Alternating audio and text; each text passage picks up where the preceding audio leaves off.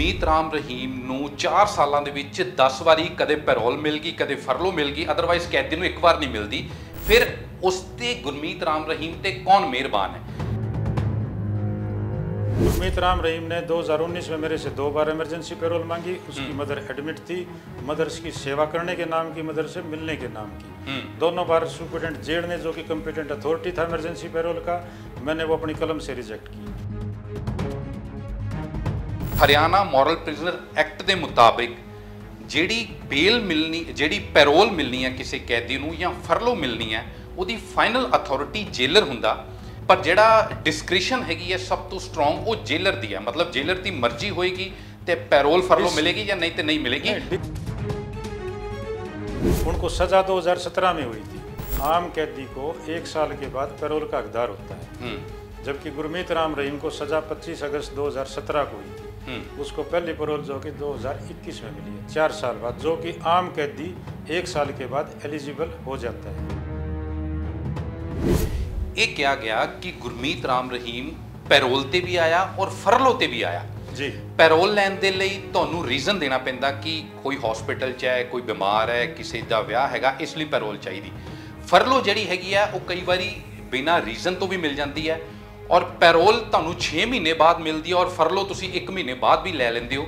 इसलिए गुरमीत राम रहीम नू बार बार फरलो भी दी गई।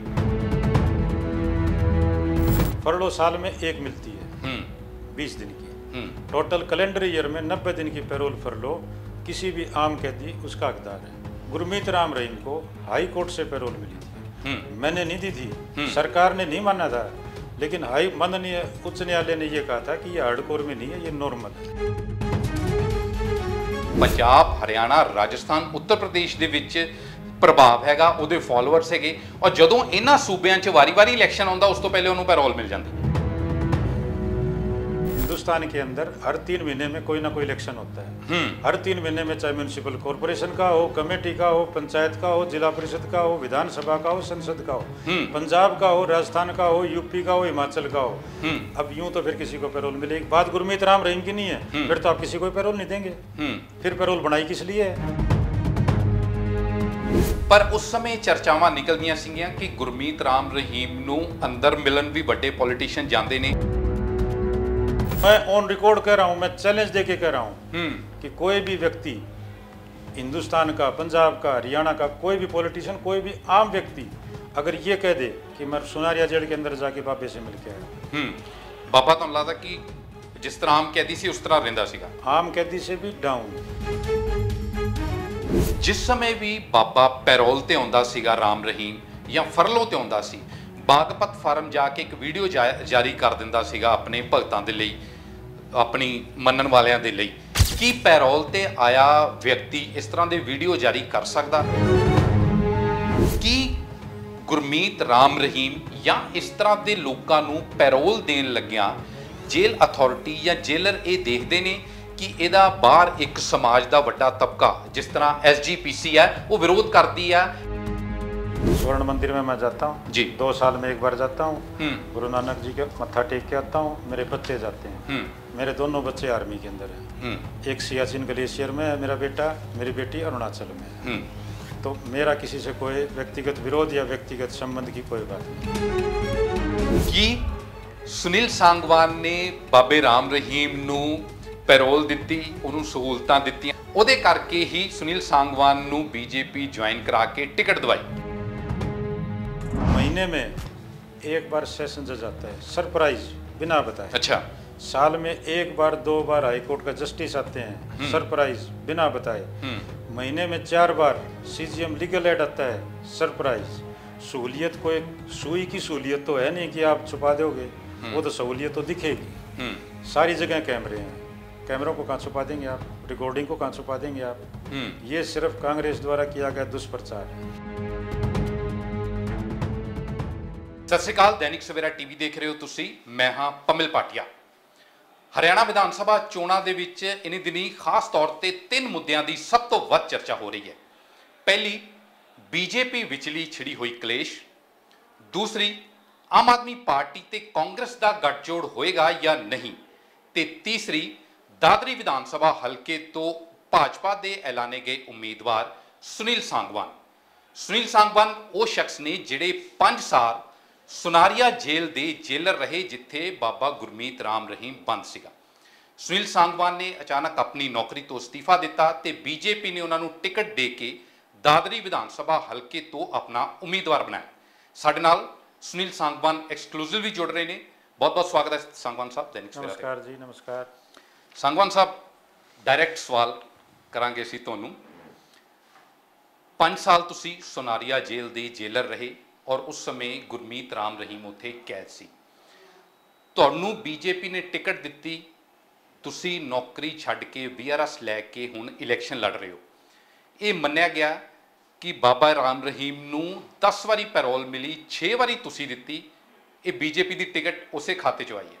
पहले तो मैं आपके सवाल को करेक्ट कर दूं, मैं 5 साल नहीं, मैं सुनारिया जेल में 6 साल रहा हूँ, 2017 से 2023। और रही पैरोल की बात, पैरोल आम आदमी, पैरोल किसको मिलती है? पैरोल पहले तो आपको ये बता दूं कि जो जिसको सज़ा हो जाती है किसी भी केस में, पैरोल उसको मिलती है। पैरोल गुरमीत राम रहीम ने मेरे 2019 में 2 बार इमरजेंसी पैरोल मांगी। पैरोल 2 तरह की होती है, एक इमरजेंसी पैरोल जिसकी कंपिटेंट अथॉरिटी, जिसकी सैंक्शनिंग अथॉरिटी सुप्रीडेंट जेल होता है। एक रूटीन की पैरोल होती है जिसका competent authority, sanctioning authority divisional commissioner होता है। पहले तो आप लोगों को इसमें फ़र्क करना पड़ेगा। गुरमीत राम रहीम ने 2019 में मेरे से 2 बार इमरजेंसी पैरोल मांगी। उसकी मदर एडमिट थी, मदर की सेवा करने के नाम की, मदर से मिलने के नाम की। दोनों बार सुप्रीडेंट जेल ने, जो कि कंपिटेंट अथॉरिटी था इमरजेंसी पैरोल का, मैंने वो अपनी कलम से रिजेक्ट की। एक इमरजेंसी पैरोल उन्होंने 2020 में मांगी, वो भी सेम मुद्दे के ऊपर कि उनकी मदर हॉस्पिटल में एडमिट थी और माँ की सेवा करने के लिए, माँ से मिलने के लिए, वो मैंने रिजेक्ट की। उनको सज़ा 2017 में हुई थी।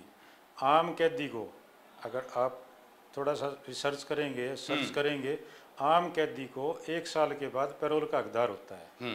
जबकि गुरमीत राम रहीम को सज़ा 25 अगस्त 2017 को हुई थी। उसको पहली पैरोल जो कि 2021 में मिली है, 4 साल बाद, जो कि आम कैदी 1 साल के बाद एलिजिबल हो जाता है। ये क्या गया कि गुरमीत राम रहीम पैरोल ते भी आया और फरलो ते भी आया जी। पैरोल लैन दे लई तुहानूं रीजन देना पैंदा कि कोई हॉस्पिटल च है, कोई बीमार है, किसी दा विआह हैगा, इसलिए पैरोल चाहिदी। फरलो जिहड़ी हैगी आ वो कई बारी बिना रीजन तो भी मिल जाती है और पैरोल तुहानूं 6 महीने बाद मिलती है और फरलो तुसीं 1 महीने बाद भी लै लैंदे हो। इसलिए गुरमीत राम रहीम नूं बार-बार फरलो भी दी गई। नहीं, देखो आप नियम समझो। 2022 में पैरोल का अमेंडमेंट हुआ था एक्ट का। 2022 के बाद 70 डेज, एक कैदी 70 दिन कैलेंडर ईयर में मैक्सिमम 2 टाइम, 2 मतलब 2 हिस्सों में, 2 पार्ट में ले सकता है। 40 दिन, 30 दिन, 20 दिन, 50 दिन, इस हिसाब से। फरलो साल में 1 मिलती है 20 दिन की। टोटल कैलेंडर ईयर में 90 दिन की पैरोल फरलो किसी भी आम कैदी उसका हकदार है। और एक बात और बता दूं आपको, गुरमीत राम रहीम को हाई कोर्ट से पैरोल मिली थी। हाई कोर्ट ने उसको हार्डकोर नहीं माना था। माननीय हाई कोर्ट ने यह आदेश दिया था कि ये हार्डकोर की श्रेणी में नहीं है, ये नॉर्मल कैदी की श्रेणी में। मैंने नहीं दी थी, सरकार ने नहीं माना था, लेकिन माननीय उच्च न्यायालय ने यह कहा था कि ये हार्डकोर में नहीं है, ये नॉर्मल है। पैरोल या फरलो जो किसी को दी जाती है उदों उहदा जेल का अंदर कंडक्ट देखा जाता कि इहदा जेल के अंदर रहन सहन किस तरह का, यह पैरोल का हकदार हैगा या नहीं हैगा। तुसी क्या कि मैं 2 बारी पैरोल इहदी कैंसल की 2019 दे विच और 2020 दे विच, कि राम रहीम दा अंदर रहन सहन कंडक्ट माड़ा सीगा इसलिए तुसी कैंसल की? उसमें टेक्निकल बात है। उसमें टेक्निकल बात यह है कि उसकी मदर किस लेवल की, किसी भी बंदी की जो मदर, फादर या वाइफ या बच्चे जो ब्लड रिलेशन में, वो किस लेवल के बीमार हैं। उस लेवल के अगर बीमार नहीं है तो उसको इमरजेंसी पैरोल नहीं मिलेगी। अगर उस लेवल के बीमार हैं तो कोई भी हो उसको इमरजेंसी पैरोल मिलेगी। और उसकी इंक्वायरी प्रिजन डिपार्टमेंट नहीं करता। जिस जिले में वो एडमिट है उस जिले की पुलिस और उस जिले का सिविल सर्जन वो रिपोर्ट करता है, तब सुपरिटेंडेंट जेल उसके ऊपर डिसीजन लेता है। सुनील जी, जिहड़ी सानू जानकारी हैगी है, जो असी एक्सपर्ट नाल गल कीती, वो कहते कि हरियाणा मॉरल प्रिजनर एक्ट के मुताबिक जिहड़ी बेल मिलनी, जिहड़ी पैरोल मिलनी है किसी कैदी नूं या फरलो मिलनी है, उहदी फाइनल अथॉरिटी जेलर हुंदा। जेलर ने जिहड़ा हैगा वो डिस्ट्रिक्ट मैजिस्ट्रेट नूं दसना हुंदा, ਪਰ ਜਿਹੜਾ ਡਿਸਕ੍ਰਿਸ਼ਨ ਹੈਗੀ ਹੈ ਸਭ ਤੋਂ ਸਟਰੋਂਗ ਉਹ ਜੇਲਰ ਦੀ ਹੈ, ਮਤਲਬ ਜੇਲਰ ਦੀ ਮਰਜ਼ੀ ਹੋਏਗੀ ਤੇ ਪੈਰੋਲ ਫਰਲੋ ਮਿਲੇਗੀ ਜਾਂ ਨਹੀਂ ਤੇ ਨਹੀਂ ਮਿਲੇਗੀ। ਤੁਸੀਂ ਦੱਸ ਦਿਓ ਆਪਣੇ ਸ਼ਬਦਾਂ ਦੇ ਵਿੱਚ ਕਿ ਜਿਹੜਾ ਮੋਰਲ ਪ੍रिजनर एक्ट हरियाणा हैगा वो की कहता है। मैं आपका सवाल समझ गया। डिस्क्रिशन नहीं होती, वो आप करते हो, आप बात कर रहे हो recommendation, exact word recommendation. Okay, आप जिस 6 पैरोल की बात कर रहे हो, आप डिविजनल कमिश्नर रोहतक के ऑफिस में जाके आपके सोर्स होंगे या आप सोर्स डेवलप कर सकते हो या सीधा डिविजनल कमिश्नर से पूछ सकते हो। मैंने उसकी कोई भी पैरोल अगर रिकमेंड शब्द मिल जाए तो जो आप सजा देंगे वो मैं कबूल करता हूँ। नहीं रेकमेंड नहीं की सीधी नहीं, हमारा काम क्या है वो भी मैं बता रहा हूँ। हाई कोर्ट के आदेश हैं, हाई कोर्ट के आदेश ये हैं कि जो कंपिटेंट अथॉरिटी है, जो सैंक्शनिंग अथॉरिटी है, वो जेलर कंपिटेंट अथॉरिटी नहीं है। जेलर कंपिटेंट अथॉरिटी है इमरजेंसी पैरोल का। इमरजेंसी पैरोल की कंपिटेंट अथॉरिटी मैं था, मैंने उसकी 3 बार रिजेक्ट की। बाद की जो रूटीन की पैरोल है उसकी कंपिटेंट अथॉरिटी डिविजनल कमिश्नर होता है, न कि सुपरिटेंडेंट जेल होता है। फिर एक की कारण ਸੀਗੇ कि गुरमीत राम रहीम ਨੂੰ 4 ਸਾਲਾਂ ਦੇ ਵਿੱਚ 10 ਵਾਰੀ ਕਦੇ ਪੈਰੋਲ ਮਿਲ ਗਈ, ਕਦੇ ਫਰਲੋ ਮਿਲ ਗਈ, ਅਦਰਵਾਈਜ਼ ਕੈਦੀ ਨੂੰ ਇੱਕ ਵਾਰ ਨਹੀਂ ਮਿਲਦੀ। ਫਿਰ ਉਸ ਤੇ ਗੁਰਮੀਤ ਰਾਮ ਰਹੀਮ ਤੇ ਕੌਣ ਮਿਹਰਬਾਨ ਹੈ, स्टेट दी बीजेपी कि सेंटर दी बीजेपी? क्योंकि सरकार ते दोनों च बीजेपी दी है। नहीं, आप पहले आपने 2 क्वेश्चन पूछे हैं। मैं पहले क्वेश्चन का जवाब दे दूं कि आप ये कह रहे हो कि आम आदमी को इतनी पैरोल नहीं मिलती जी। आपके पास कौन सा आंकड़ा है कि आप ऐसे कह सकते हो? रोहतक जेल के अंदर मैं 6 साल रहा हूँ, 6 साल के अंदर मैंने 3500 पैरोल के केस आगे डिविजनल कमिश्नर के पास भेजे। 3500, नॉट ओनली 1, नॉट ओनली 2, 3500। पर की सुनील जी जेलर ये देखता है कि मैं किस कैदी ਨੂੰ ਪੈਰੋਲ ਜਾਂ ਫਰਲੋ ਦੇ ਰਿਹਾ, ਇਹ ਬਹੁਤ ਹਾਈ ਪ੍ਰੋਫਾਈਲ ਕੇਸ ਹੈਗਾ, ਇਹਦਾ ਬਾਹਰ सोसाइटी ਤੇ ਕੀ असर पै सकता? मैं बताऊंगा। देखो, हम चलते हैं एक्ट के ऊपर। पैरोल एक्ट क्या कहता है? पैरोल एक्ट में अगर वो एलिजिबल है तो ये माननीय उच्च न्यायालय ने कह रखी है कि कंपिटेंट अथॉरिटी ही डिसीजन करेगी। अगर सुपरिटेंडेंट जेल को कोई कैदी पैरोल की फरलो की एप्लीकेशन देता है तो आपके पास सिर्फ 5 दिन है। 5 दिन सिर्फ कागज कार्रवाई कर सकते हो, उसके बाद आपको कंपिटेंट अथॉरिटी के पास भेजनी पड़ेगी। देनी है नहीं देनी है वो डिसीजन कंपिटेंट अथॉरिटी करेगा, सुपरिटेंडेंट जेल नहीं करेगा। कंपिटेंट अथॉरिटी कौन है? Divisional commissioner. Divisional commissioner, jailer नहीं है तुसी कह रहे हो। रूटीन की पैरोल, इमरजेंसी पैरोल का सुपरिटेंडेंट जेल है। और फरलो दे लई? फरलो का भी डिविजनल कमिश्नर है, जेलर नहीं है। जेलर नहीं है, जेलर नहीं। मैं वही तो कह रहा हूँ ना, ये दुष्प्रचार किया जा रहा है कांग्रेस द्वारा। कांग्रेस बौखला चुकी है। नहीं, एक कांग्रेस का सवाल नहीं है, एक आम तौर पे एक जनरल राय है। मैं तुहानू दसदा, आप तुसी मेरा सवाल सुन लो। एक मिनट, बेसिक नॉलेज होना बहुत जरूरी है। जो दुष्प्रचार किया जा रहा है। मैं आपके पहले सवाल में मैंने ये कहा था कि पैरोल 2 तरह की होती है। फर्स्ट इमरजेंसी पैरोल जिसकी कंपिटेंट अथॉरिटी सुपरिटेंडेंट जेल है। सेकंड पैरोल जो रूटीन की पैरोल है उसकी कंपिटेंट अथॉरिटी डिविजनल कमिश्नर है, न कि सुपरिटेंडेंट जेल। फिर दूसरा सवाल ਇਹਦੇ ਵਿੱਚ ਮੇਰਾ ਐਡ ਸੀਗਾ ਕਿ 4 ਸਾਲਾਂ ਦੇ ਵਿੱਚ 10 ਵਾਰੀ ਪੈਰੋਲ ਜਾਂ ਫਰਲੋ ਮਿਲ ਜਾਣੀ, ਇੱਕ ਆਮ ਰਾਏ ਇਹ ਬਣਦੀ ਉਹਨੂੰ ਦੇਖ ਕੇ ਕਿ ਗੁਰਮੀਤ ਰਾਮ ਰਹੀਮ ਜਿਹਦਾ ਇੰਨਾ ਪ੍ਰਭਾਵ ਹੈਗਾ ਪੰਜਾਬ, ਹਰਿਆਣਾ, ਰਾਜਸਥਾਨ, ਉੱਤਰ ਪ੍ਰਦੇਸ਼ ਦੇ ਵਿੱਚ, ਉਹਨੂੰ 10 ਵਾਰੀ ਫਰਲੋ ਜਾਂ ਪੈਰੋਲ ਕਿਵੇਂ ਮਿਲ ਜਾਂਦੀ ਆ 4 ਸਾਲਾਂ ਦੇ ਵਿੱਚ? ਆਮ ਤੌਰ ਤੇ ਇੰਨੀ ਨਹੀਂ ਮਿਲਦੀ ਔਰ ਖਾਸ ਤੌਰ ਤੇ ਉਹਦੇ ਬਾਰੇ ਇਹ ਕਿਹਾ ਜਾਂਦਾ ਪੋਲੀਟੀਕਲੀ ਪ੍ਰਭਾਵ ਬਹੁਤ ਹੈ। ਹੁਣ ਹਰਿਆਣੇ ਦੇ ਵਿੱਚ ਵੀ ਬੀਜੇਪੀ ਦੀ ਸਰਕਾਰ ਹੈ ਔਰ ਦਿੱਲੀ ਦੇ ਵਿੱਚ ਵੀ ਬੀਜੇਪੀ ਦੀ ਸਰਕਾਰ ਹੈ, और ਉਹਦਾ ਸਿੱਧਾ ਪ੍ਰਭਾਵ ਹੈ ਕਿ बीजेपी मेहरबान है राम रहीम थे। ऐसा कुछ नहीं है। ऐसा बिल्कुल भी नहीं है, बिल्कुल नियमों में रखते हैं, नियमों में रखा है। हाँ, मेरे को एक आंकड़े हैगे आ, ਉਹ ਮੈਂ ਤੁਹਾਨੂੰ ਦੱਸਣਾ ਚਾਹਾਂਗਾ। ਰਾਮ ਰਹੀਮ ਨੂੰ जनवरी ਦੇ ਵਿੱਚ ਲੋਕ ਸਭਾ ਚੋਣਾਂ ਤੋਂ ਪਹਿਲੇ 50 ਦਿਨ ਦੀ ਪੈਰੋਲ ਮਿਲੀ। ਫਿਰ ਨਵੰਬਰ ਦੇ ਵਿੱਚ ਜਦੋਂ ਰਾਜਸਥਾਨ ਦੇ ਇਲੈਕਸ਼ਨ ਹੋਣੇ ਸੀ ਉਦੋਂ 3 ਹਫ਼ਤੇ ਦੀ ਪੈਰੋਲ ਮਿਲੀ। ਫਿਰ ਪੰਜਾਬ ਦੇ ਜਦੋਂ ਇਲੈਕਸ਼ਨ ਹੋਣੇ ਸੀ ਜਨਵਰੀ ਦੇ ਵਿੱਚ ਉਦੋਂ 21 ਦਿਨ ਦੀ ਪੈਰੋਲ ਮਿਲੀ। ਅਕਤੂਬਰ ਦੇ ਵਿੱਚ ਦੁਬਾਰਾ 21 ਦਿਨ ਦੀ ਪੈਰੋਲ ਮਿਲੀ ਜਦੋਂ ਹਰਿਆਣਾ ਬਾਈ ਇਲੈਕਸ਼ਨ ਹੈਗੇ ਸੀਗੇ। ਮੈਂ ਸੁਣੋ ਔਰ ਫਿਰ ਹੁਣ ਪਿੱਛੇ ਜੇ ਫਿਰ ਇਸ ये ਇਲੈਕਸ਼ਨ सारा- ਤੋਂ ਪਹਿਲੇ ये- ਪੈਰੋਲ ਮਿਲੀ ये- नहीं, नहीं, ਤੁਸੀਂ देखिए, ਮੇਰਾ ਸਵਾਲ ये- ਕੰਪਲੀਟ ਕਰ ये- ਤੁਸੀਂ मैं- ਮੇਰਾ मैं ਸਵਾਲ समझ ਕੰਪਲੀਟ गया, ਕਰ मैं ਦਿਓ समझ गया ਇਹਦਾ आपके सवाल का। ਇਹ ਕਿਉਂ ਹੈ ਰਾਮ ਰਹੀਮ ਨੂੰ मैं- ਇੰਨੀ ਪੈਰੋਲ ਕਿਉਂ मैं है? आपका सवाल समझ गया। हिंदुस्तान के अंदर हर 3 महीने में कोई ना कोई इलेक्शन होता है। हर 3 महीने में, चाहे म्यूनिसिपल कॉरपोरेशन का हो, कमेटी का हो, पंचायत का हो, जिला परिषद का हो, विधानसभा का हो, संसद का हो, पंजाब का हो, राजस्थान का हो, यूपी का हो, हिमाचल का हो। अब यूं तो फिर किसी को पैरोल मिलेगी। बात गुरमीत राम रहीम की नहीं है, फिर तो आप किसी को पैरोल नहीं देंगे। फिर पैरोल बनाई किस लिए है? ਪਰ ਇਹ ਜਦੋਂ आप ਦੇਖਿਆ बताइए ਜਾਂਦਾ ना। ਨਹੀਂ ਨਹੀਂ मैं ਤਾਂ ਤੁਸੀਂ मेरी ਗੱਲ आप तो मेरे को 1-6 महीने ये बता दो जिसके अंदर कोई ना कोई इलेक्शन ना हो। एक पैच बता दीजिए मेरे को 6 महीने का जिसके अंदर कोई ना कोई इलेक्शन ਪਰ ਰਾਮ ਰਹੀਮ ਦਾ ਇਹ ਮੰਨਿਆ ਜਾਂਦਾ ਕਿ ਇਹਨਾਂ ਇਲਾਕਿਆਂ ਦੇ ਵਿੱਚ ਇਹਨਾਂ ਰਾਜਾਂ ਦੇ ਵਿੱਚ ਪੰਜਾਬ ਹਰਿਆਣਾ ਰਾਜਸਥਾਨ ਉੱਤਰ ਪ੍ਰਦੇਸ਼ ਦੇ ਵਿੱਚ ਪ੍ਰਭਾਵ ਹੈਗਾ ਉਹਦੇ ਫਾਲੋਅਰਸ ਹੈਗੇ ਔਰ ਜਦੋਂ ਇਹਨਾਂ ਸੂਬਿਆਂ 'ਚ ਵਾਰੀ-ਵਾਰੀ ਇਲੈਕਸ਼ਨ ਆਉਂਦਾ ਉਸ ਤੋਂ ਪਹਿਲੇ ਉਹਨੂੰ ਪੈਰੋਲ ਮਿਲ ਜਾਂਦੀ। मैं फिर कह रहा हूँ आपको, इसका मतलब तो किसी भी बात, मैं बार बार कह रहा हूँ, बात राम रहीम की नहीं हो रही है। फिर तो इस हिसाब से तो किसी बंदी को पैरोल मिलेगी नहीं। फिर पैरोल एक्ट बनाया किस लिए है? फिर उसको कैंसिल ही कर दो। ਤੁਸੀਂ 6 ਸਾਲ ਸੁਨਾਰੀਆ ਜੇਲ੍ਹ ਦੇ ਜੇਲਰ ਰਹੇ ਹੋ जी। ਉਸ ਟਾਈਮ ਤੇ ਰਾਮ ਰਹੀਮ ਉੱਥੇ ਸੀਗਾ ਜੇਲ੍ਹ ਦੇ ਵਿੱਚ ਉਹਦਾ ਰਹਿਣਾ ਸਹਿਣਾ ਉਹਦਾ ਕੰਡਕਟ ਕਿਸ ਤਰ੍ਹਾਂ ਦਾ ਸੀਗਾ ਤੁਸੀਂ ਹੁਣ ਬੀਜੇਪੀ ਲੀਡਰ ਬਣ ਕੇ ਨਾ ਦੱਸਿਓ ਇੱਕ ਜੇਲ੍ਹ ਸੁਪਰਡੈਂਟ ਬਣ ਕੇ ਦੱਸਿਓ ਜੋ ਤੁਸੀਂ ਪਹਿਲੇ ਸੀਗੇ। व्यवहार कुशल है। व्यवहार कुशल है, नियमों में रहना पसंद करता है। बिल्कुल कोई एक्स्ट्रा डिमांड नहीं करता। ये मैं ऑन रिकॉर्ड कह रहा हूँ। और ये मैं बीजेपी ज्वाइन करने के बाद नहीं, ये मैं पहले भी कह रहा था। मेरे सर्कल में कह रहा था। देखो मीडिया में तो हमारी बंदिश थी। हाँ बिल्कुल एज ए गवर्नमेंट नहीं ऑफिसर। इसलिए मैं ਹੁਣ ਕਿਹਾ ਹੁਣ ਤੁਸੀਂ ਦੱਸ ਸਕਦੇ ਹੋ। हाँ हाँ बिल्कुल। ਕਿਉਂਕਿ ਹੁਣ ਤੇ ਤੁਸੀਂ ਲੋਕਾਂ ਦੇ ਨੁਮਾਇੰਦੇ ਹੋ ਗਏ ਨਾ ਲੋਕਾਂ ਨੂੰ ਤੁਹਾਨੂੰ ਦੱਸਣਾ ਪਏਗਾ ਲੋਕ ਤੁਹਾਨੂੰ ਇਹ ਸਵਾਲ ਕਰਨਗੇ ਔਰ ਪੰਜਾਬੀ ਜਾਂ ਸਿੱਖ ਸੈਕਸ਼ਨ ਹਰਿਆਣਾ ਪੰਜਾਬ ਉੱਤਰ ਪ੍ਰਦੇਸ਼ ਰਾਜਸਥਾਨ ਜਿੱਥੇ ਜਿੱਥੇ ਵੀ ਰਹਿੰਦਾ ਉਹ ਘੱਟੋ ਘੱਟ ਇਹ ਜਾਣਨਾ ਚਾਹੇਗਾ ਉਹਨਾਂ ਦੀ ਬਹੁਤ ਹੈਗੀ ਹੈ ਕਿ ਐਗਜ਼ੈਕਟਲੀ ਕੀ ਸੀਗਾ ਜਦੋਂ ਰਾਮ ਰਹੀਮ ਜੇਲ੍ਹ ਦੇ ਵਿੱਚ ਸੀਗਾ ਔਰ ਉਹਨੂੰ ਲੈ ਕੇ ਚਰਚਾਵਾਂ ਸੀ ਵੀ ਉਹਨੂੰ ਅੰਦਰ 5 ਸਟਾਰ ਟ੍ਰੀਟਮੈਂਟ ਦਿੱਤਾ ਜਾਂਦਾ ਸੀਗਾ ਤੁਸੀਂ ਦੱਸੋ ਉਸ ਸਮੇਂ ਦੀ ਕੀ ਸੀਗੀ ਹਾਲਾਤ। देखो एक हमारे यहाँ हरियाणा के अंदर संघर्षशाली व्यक्ति हैं जिनका नाम है नवीन जैन।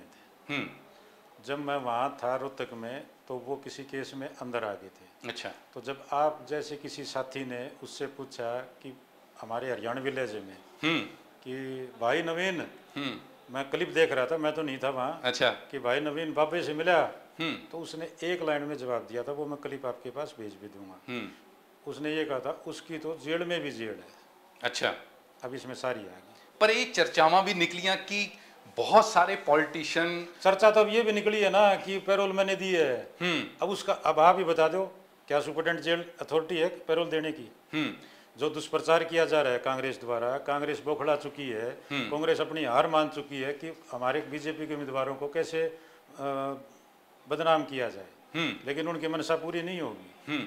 ਇਹ ਵੀ ਗੱਲ ਚਰਚਾ ਨਿਕਲੀ ਕਿਉਂਕਿ ਉਦੋਂ ਤਾਂ ਤੁਸੀਂ ਮੀਡੀਆ ਦੇ ਵਿੱਚ ਆਉਂਦੇ ਨਹੀਂ ਸੀਗੇ ਹਨਾ ਤੁਸੀਂ ਜੇਲਰ ਸੀ ਪਰ ਉਸ ਸਮੇਂ ਚਰਚਾਵਾਂ ਨਿਕਲਦੀਆਂ ਸੀਗੀਆਂ ਕਿ ਗੁਰਮੀਤ ਰਾਮ ਰਹੀਮ ਨੂੰ ਅੰਦਰ ਮਿਲਣ ਵੀ ਵੱਡੇ ਪੋਲੀਟੀਸ਼ੀਅਨ ਜਾਂਦੇ ਨੇ ਪੰਜਾਬ ਦੇ ਜਾਂ ਹਰਿਆਣੇ ਦੇ ਜਾਂ ਹੋਰ ਰਾਜਸਥਾਨ ਦੇ ਜਿੱਥੇ ਇਲੈਕਸ਼ਨ ਹੁੰਦੇ ਆ ਕੋਈ ਨਾ ਕੋਈ ਲੋਕ ਉਹਨੂੰ ਗਾਏ ਬਖਾਏ ਜਾਂਦੇ ਰਹਿੰਦੇ।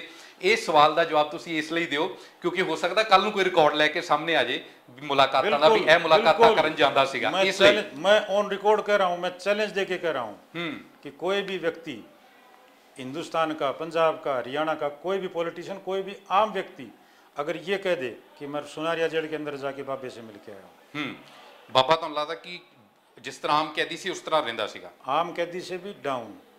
आम कैदी तो कहीं भी घूम फिर सकता है। किस तरह ਦਾ ਸੀਗਾ ਮੈਂ ਇਹੀ ਪੁੱਛ ਰਿਹਾ ਵੀ ਕਿਸ ਤਰ੍ਹਾਂ ਦਾ ਸੀਗਾ ਉਹਨੂੰ ਰੱਖਿਆ ਗਿਆ? देखो मैं डिपार्टमेंट छोड़ चुका हूँ, अब मेरा नैतिक फर्ज नहीं बनता। जो सरकार की जो मशीनरी थी, जो मेरे रहते हुए मशीनरी थी, उस मशीनरी को मैं अब डिस्क्लोज करूँ। एक चीज़ होर है ਹੁਣ ਤੁਹਾਨੂੰ ਲੈ ਕੇ ਕਾਂਗਰਸ ਦੇ ਲੀਡਰਾਂ ਨੇ ਵੀ ਟਵੀਟ ਕੀਤਾ ਔਰ ਤੁਹਾਨੂੰ ਲੈ ਕੇ ਇੱਕ ਰਾਏ ਬਣੀ ਕਿ ਸੁਨੀਲ सांगवान ਨੇ ਬਾਬੇ ਰਾਮ ਰਹੀਮ ਨੂੰ ਪੈਰੋਲ ਦਿੱਤੀ ਉਹਨੂੰ ਸਹੂਲਤਾਂ ਦਿੱਤੀਆਂ ਤੁਸੀਂ ਕਹਿ ਰਹੇ ਹੋ ਨਹੀਂ ਦਿੱਤੀਆਂ ਉਹਦੇ ਕਰਕੇ ਹੀ ਸੁਨੀਲ सांगवान ਨੂੰ बीजेपी ज्वाइन करा के टिकट दवाई। देखो बात सहूलियत की है, मैं वही कह रहा हूँ, ये दुष्प्रचार किया जा रहा है। महीने में एक बार सेशन जज आता है सरप्राइज बिना बताए। अच्छा। साल में एक बार 2 बार हाई कोर्ट का जस्टिस आते हैं सरप्राइज बिना बताए। महीने में 4 बार सीजीएम लीगल एड आता है सरप्राइज।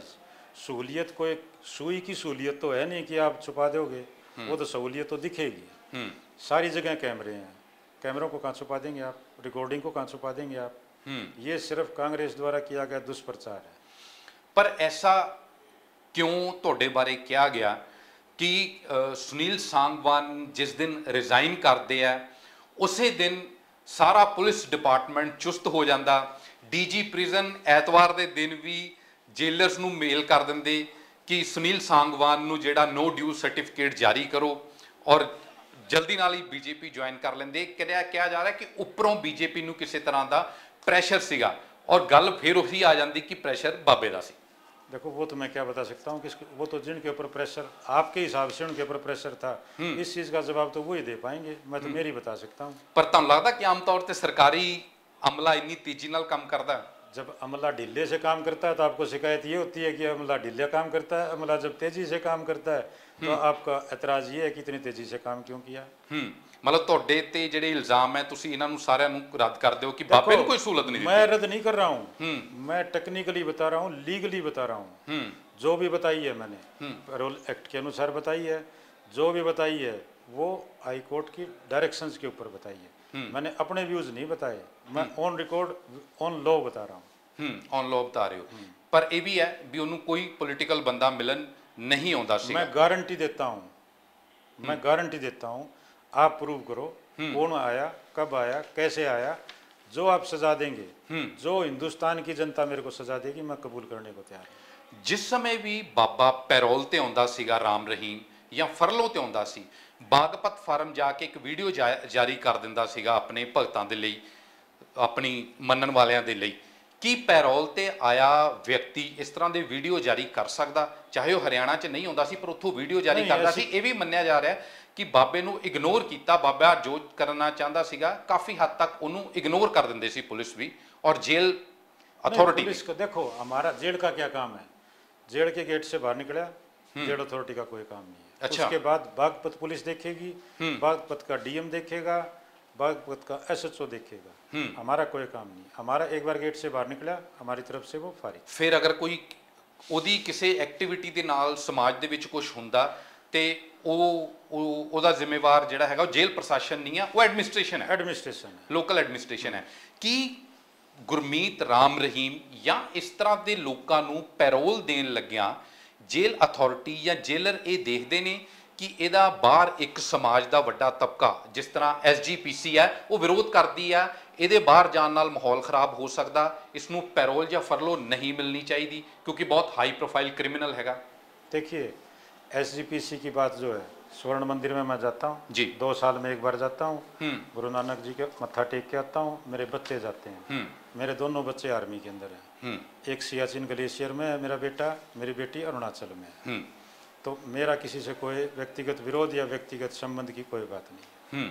रही दूसरी बात कि कैदी बाहर जाके क्या करता है, वो हमारा काम नहीं है।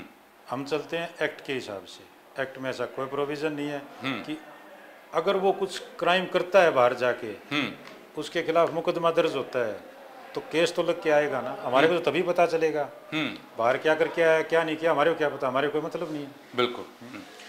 हुण जदों तुसी BJP ज्वाइन कर लई, तुसी नौकरी छड्डी VRS ਲਈ और BJP ज्वाइन कर ਲਈ, BJP अगले दिन टिकट दे ਦਿੱਤੀ ਤੁਹਾਨੂੰ नहीं लगता कि सुनील सांगवान ਦੀ BJP ज्वाइन ਕਰਨ ਦੀ टाइमिंग बहुत गलत हैगी है?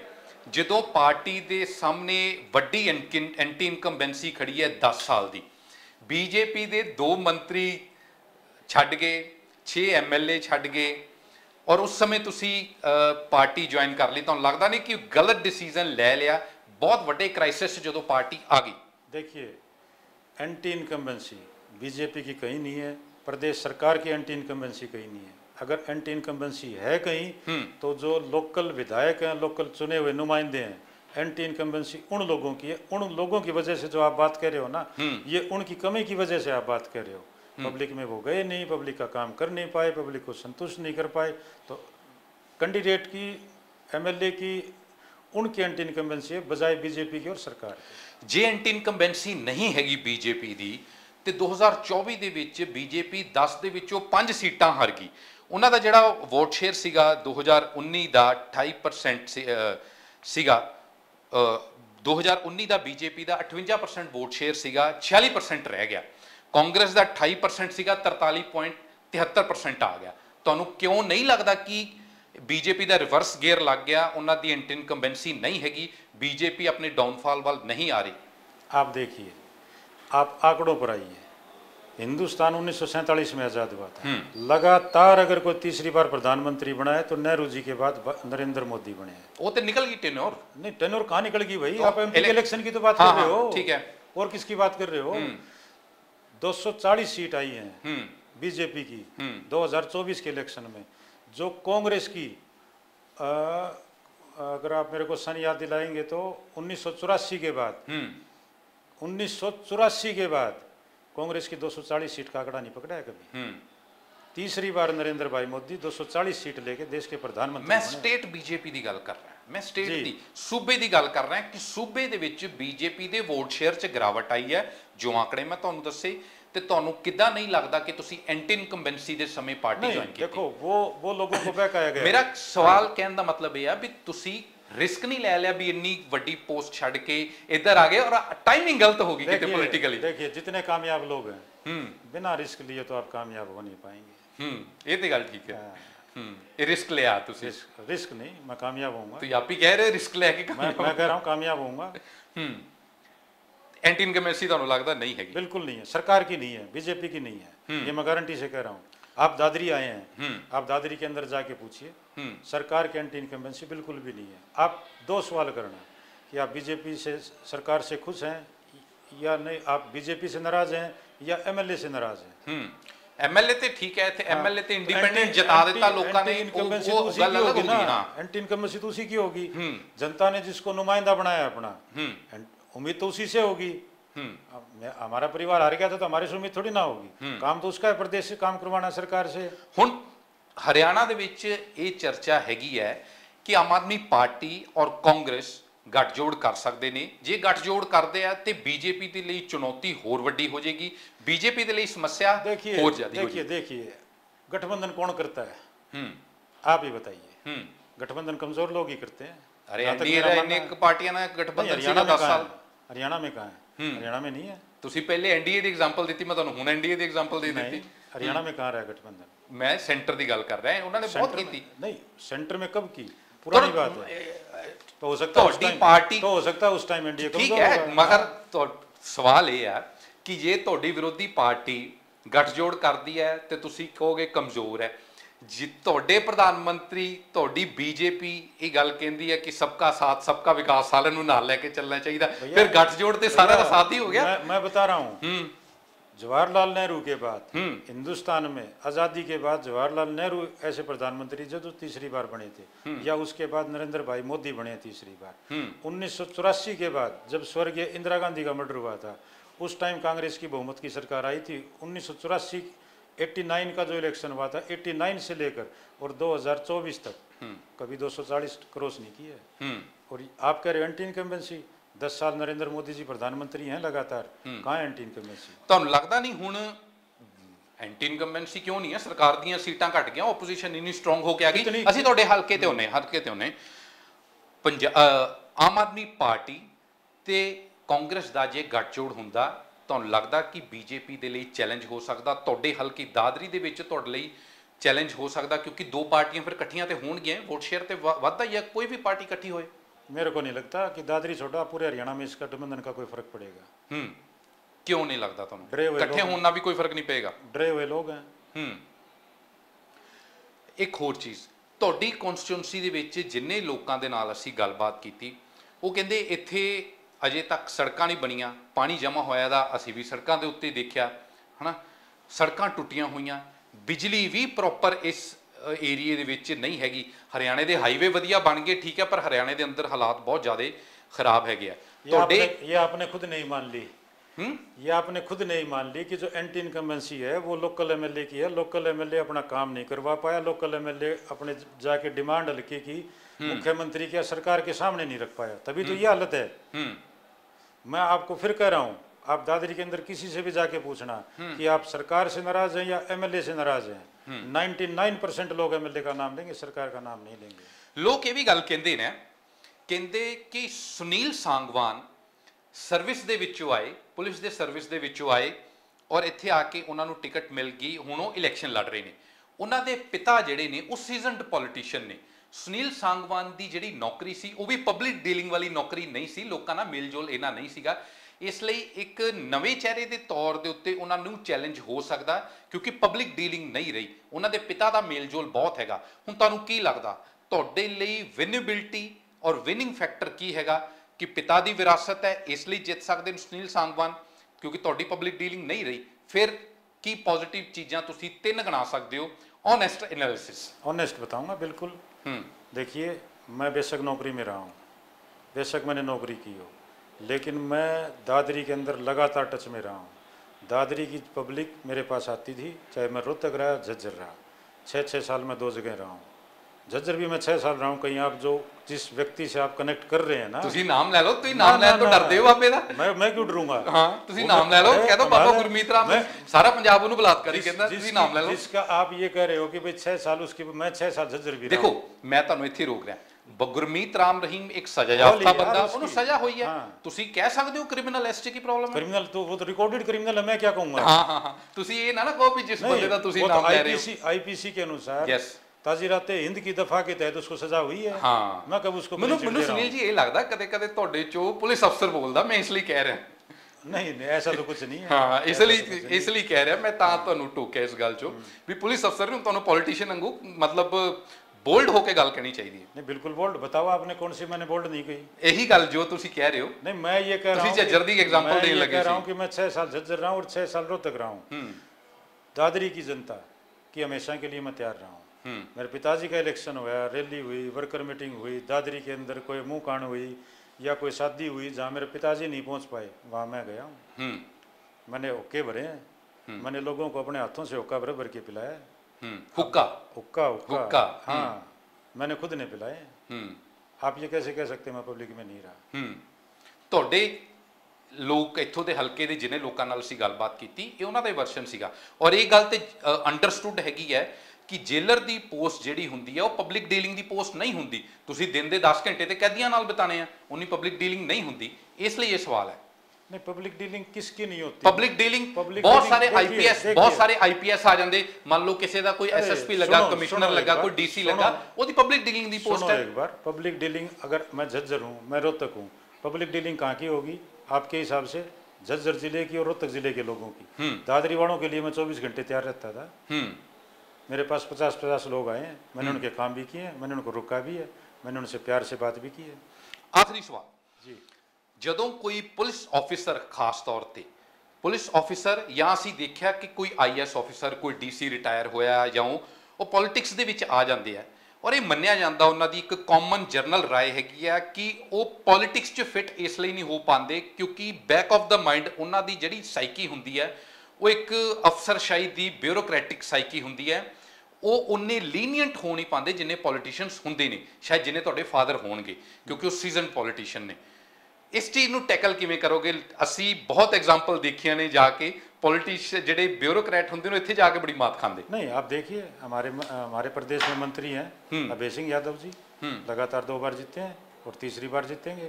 करनाल से सांसद रहे हैं ID स्वामी जी, बिल्कुल उनका नाम है, आज भी नाम है। सेंटर में वो केंद्रीय सुनील सांगवान ਨੂੰ ਲੱਗਦਾ ਕਿ ਇਸ ਤਰ੍ਹਾਂ ਦੇ ਲੋਕਾਂ ਨੂੰ ਕਿਸੇ ਤਰ੍ਹਾਂ ਦੇ ਨਾਲ ਐਡਜਸਟ ਕਰਨ 'ਚ ਦਿੱਕਤ ਹੋ ਸਕਦੀ क्योंकि कुछ ही दिन हुए ਤੁਸੀਂ सर्विस तो आए हो। सर्विस छोड़ो आप, मैं आपको कह रहा हूँ, मैंने ओके बराबर पिलाई है लोगों को, मैंने ट्रे उठा के चाय पिलाई है लोगों को, जेलर रहते हैं नौकरी पर रहते हुए जी। ठीक है, बहुत बहुत शुक्रिया सुनील जी ਸਾਡੇ ਨਾਲ ਗੱਲਬਾਤ ਕਰਨ ਦੇ ਲਈ। ਸੋ ਇਹ ਸਨ ਸੁਨੀਲ सांगवान ਜਿਨ੍ਹਾਂ ਨੇ ਦੱਸਿਆ ਕਿ ਜਿਸ ਸਮੇਂ ਉਹ ਸਨਾਰੀਆ ਜੇਲ੍ਹ ਦੇ ਜੇਲਰ ਸੀਗੇ, ਗੁਰਮੀਤ ਰਾਮ ਰਹੀਮ ਅੰਦਰ ਸੀਗੇ, ਔਰ ਉਹਨਾਂ ਦਾ ਇਹ ਕਹਿਣਾ ਹੈਗਾ ਕਿ ਜਿਹੜੀਆਂ ਉਸ ਨੂੰ ਪੈਰੋਲ ਮਿਲੀਆਂ ਨੇ ਉਹ ਉਹਨੂੰ ਕਾਨੂੰਨ ਦੇ ਮੁਤਾਬਿਕ ਦਿੱਤੀਆਂ ਗਈਆਂ ਨੇ। ਦੇਸ਼ ਦੁਨੀਆ ਦੀ ਬਾਕੀ ਖਬਰਾਂ ਦੇ ਲਈ ਬਨੇ ਰਹੋ ਦੈਨਿਕ ਸਵੇਰਾ ਦੇ ਨਾਲ। ਫਿਲਹਾਲ ਦੇ ਲਈ ਧੰਨਵਾਦ।